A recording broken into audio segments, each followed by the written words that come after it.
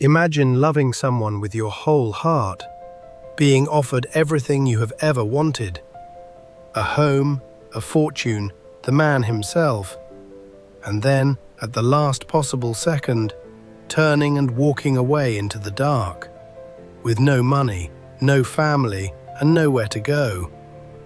Not because you love him less, because you love yourself enough. That is the impossible thing a small, poor, plain governess does at the center of this book, and it is why, nearly 200 years later, we are still talking about her. Everyone remembers Jane Eyre as a love story, and it is one. But it is a stranger, fiercer thing than that. It is the story of a woman with nothing the world values: no beauty, no money, no name, no family to protect her, who insists, against every pressure a Victorian world can bring to bear, that she is worth exactly as much as anyone else. She refuses to be pitied. She refuses to be bought. She refuses to be owned, even by the man she loves most, even when being owned would be the comfortable, easy, romantic thing to do. This is not a book about a woman waiting to be rescued. It is a book about a woman who discovers that the one thing she will not trade, not for love, not for safety, not for a roof over her head, is her own self-respect. And it turns out that the refusal is not the enemy of the love. The refusal is what makes the love real. The book is Jane Eyre, published in 1847 by Charlotte Bronte, though at first not under that name at all. She published it as Currer, a deliberately ambiguous man's name, because she knew that a novel this passionate, this angry, this unwilling to keep a woman in her place would be judged more harshly if readers knew a woman had written it. And she was right. When the truth came out, some critics who had praised it turned cold. Charlotte was one of 3 novel-writing sisters raised in an isolated parsonage on the Yorkshire moors, a windswept, lonely landscape you can feel breathing through every page of this book. She had worked as a governess herself, one of the few respectable jobs open to an educated but poor woman, and she knew from the inside exactly how it felt to be neither servant nor family, to live in a rich house and belong to no one, to be clever and invisible at the same time. That experience is the beating heart of the novel. Jane is not a fantasy of the author, she is the author's argument made flesh. The claim that a woman with no advantages at all still has a soul as large, a will as strong, and a right to happiness as real as any lord in any great house. And Charlotte tells it in the first person, as a memoir, with a device that still startles.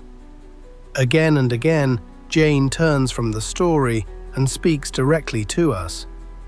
"Reader," she says, she wants you not to watch her, but to stand with her.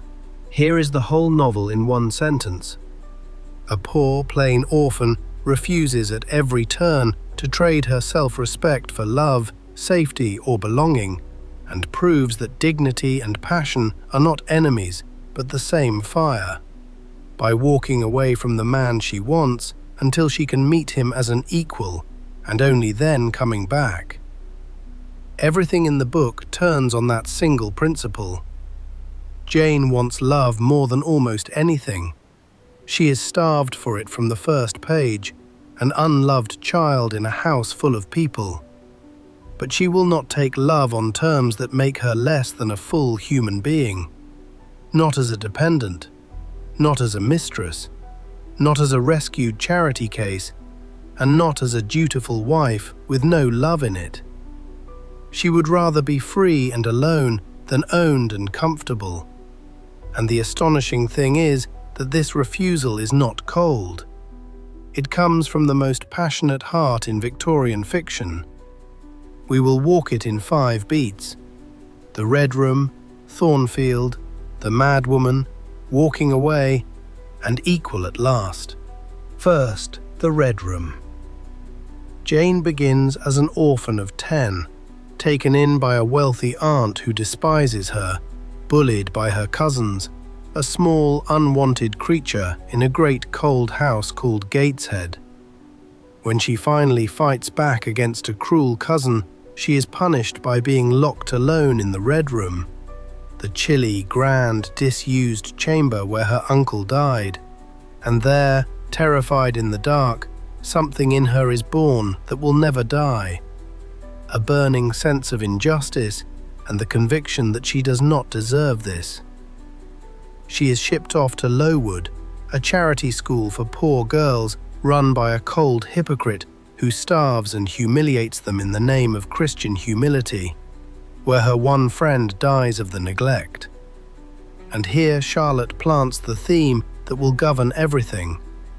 Told she must be patient, submissive, grateful for whatever crumbs the world gives her, the child Jane blazes back with words no proper Victorian girl was supposed to say.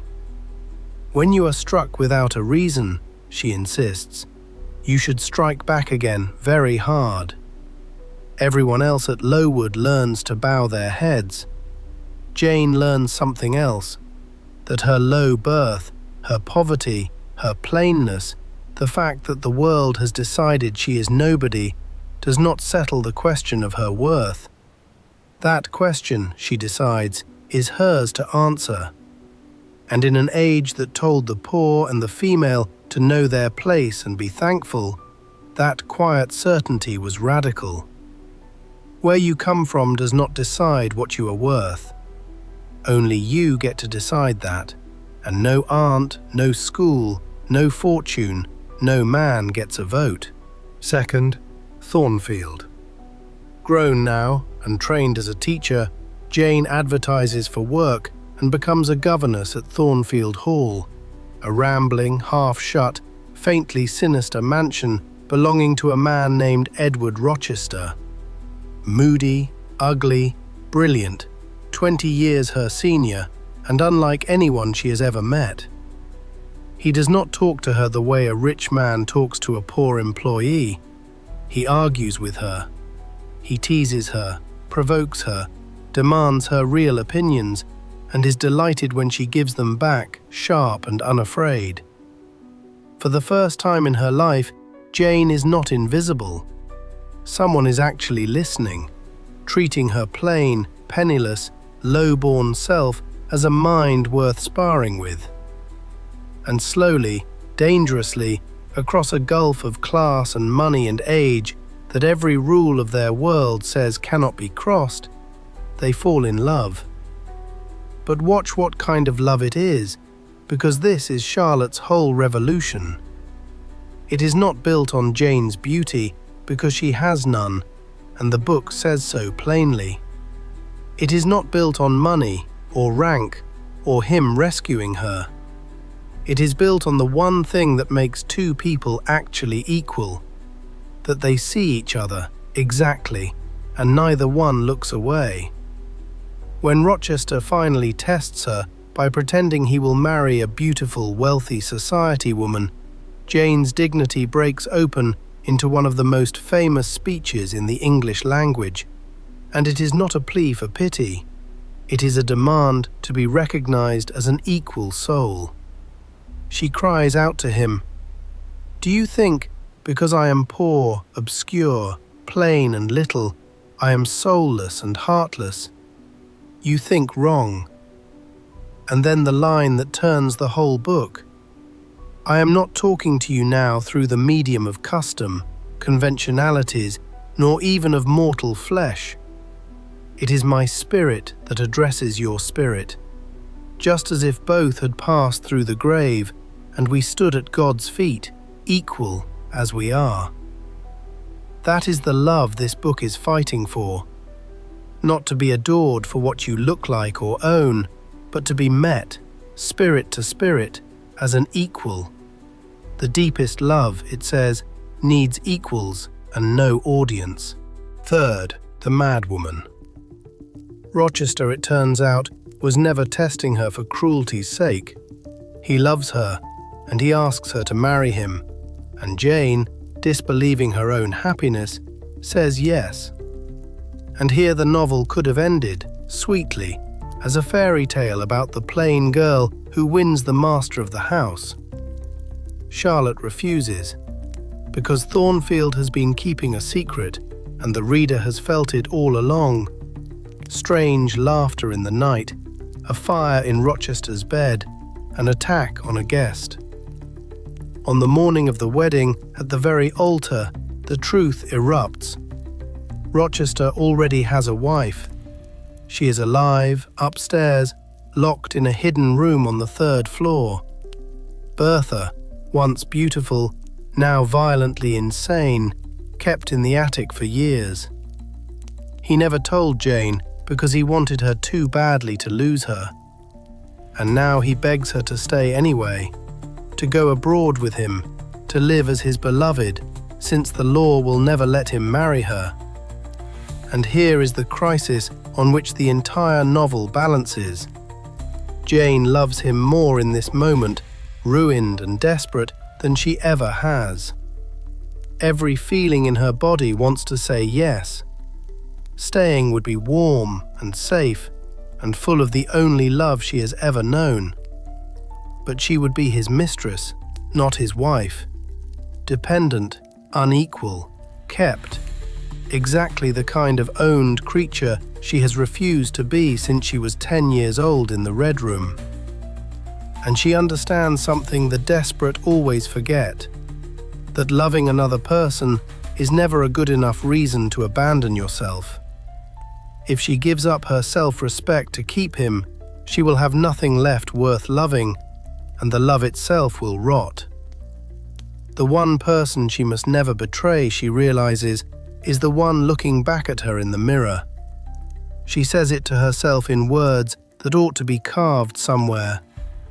I care for myself. The more solitary, the more friendless, the more unsustained I am, the more I will respect myself. 4th, walking away. So she does the thing that still stuns readers 2 centuries later. She leaves.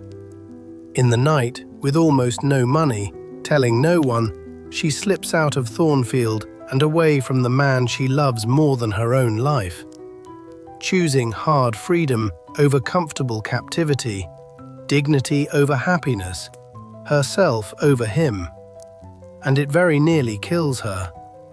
She wanders the moors, sleeps in the open, begs for bread, and comes within a breath of starving to death on the cold Yorkshire heath. This is the literal cost of her principle, and Charlotte makes us feel every hungry step of it, because a refusal that costs nothing is not worth much. She is finally taken in, half dead, by a family of strangers who turn out to be her own unknown cousins, and there she is offered a second, quieter temptation, and it is the mirror image of the first.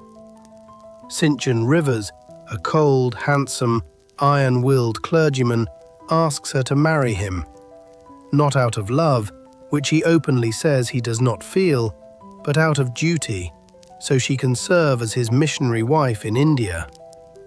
It would be a respectable life, a useful life, a life the whole world would approve of. And Jane refuses this too, and her refusal is the twin of the last one. She would not stay with Rochester without marriage. She will not marry St. John without love. She rejected passion without equality. Now she rejects duty without love. A marriage without love, she knows, would be its own kind of prison. A slower, colder captivity with the door held open by God himself. Between a warm cage and a cold cage, Jane will take the open more. She would rather have a hard freedom than a comfortable ownership of any kind, from any man, for any reason, however holy it dresses itself up to be. 5th, equal at last. And now everything the book has been arguing for quietly comes true. Jane unexpectedly inherits a fortune from an uncle she never knew. and the first thing she does with it is split it evenly among her newfound cousins, because she wants family more than money, connection more than wealth.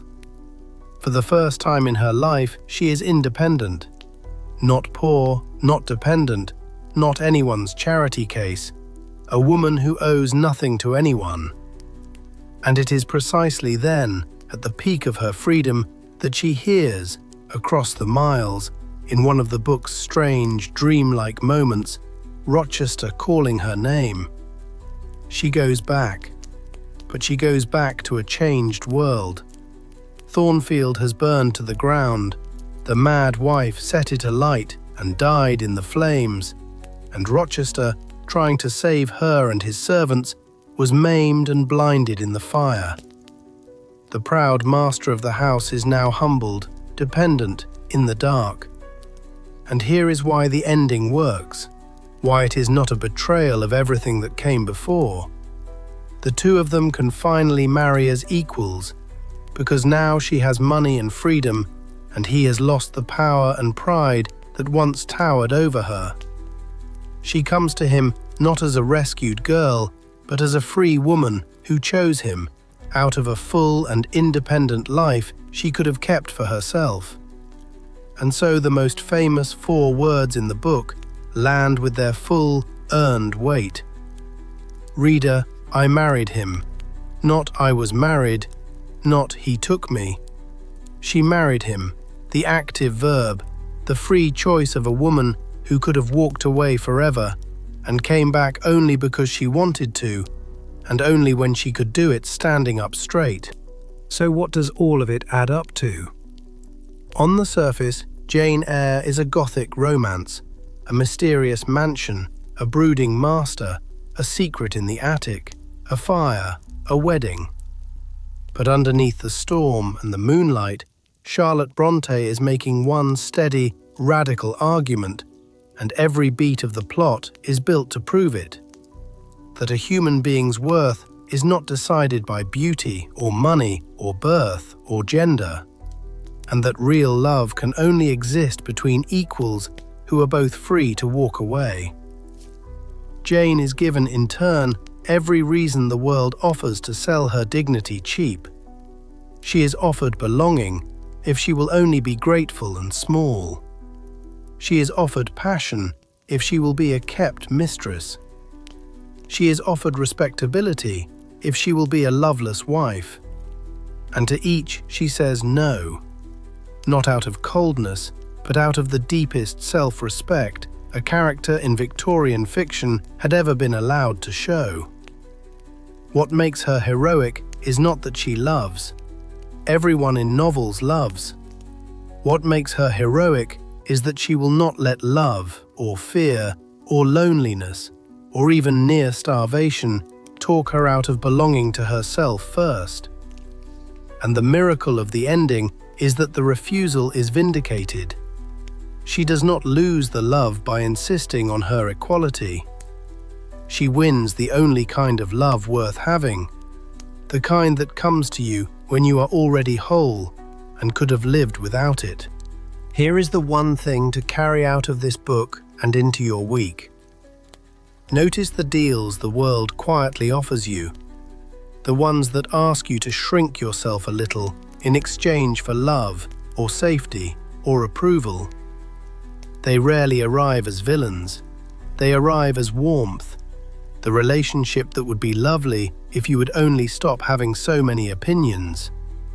The job, the family role, the friendship that offers you a place at the table on the condition that you make yourself smaller to keep it. The voice that says you are lucky to be wanted at all, so do not ask for equal footing. Jane's whole life is a training in hearing that offer and answering it. And her answer is not to stop loving or to armor herself against everyone. Her answer is to refuse any love, any belonging that requires her to disappear. So this week, when you feel that familiar pull, to keep the peace by betraying what you think, to accept being owned because being alone is frightening, remember the plain governess on the moor, starving and free, who understood that self-respect is not the opposite of love, but the ground it has to stand on. In the words at the burning core of this book, she declares, "I am no bird, and no net ensnares me. I am a free human being with an independent will." You do not have to be beautiful or rich or important for that sentence to be yours. That is the entire point.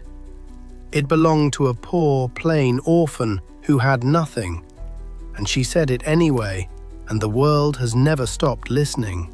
Charlotte Bronte spends a lifetime of feeling making one quiet, dangerous case, that the smallest, plainest, poorest person in the room has a soul as large as anyone's, and a right to be met as an equal or not at all. Jane Eyre wanted love more than she wanted anything, and refused every version of it that would have cost her herself, until she could take it standing up, free and whole. If this walk through Jane Eyre gave you something worth keeping, subscribe. A new classic every week, faithfully, in about 20 minutes. Next time, we travel to a crumbling castle in the Carpathian Mountains and Bram Stoker's Dracula, the monster who does not break down your door, but waits, smiling, for you to invite him in. And tell me in the comments, where in your own life have you had to choose between being comfortable and being free? And which one did you pick?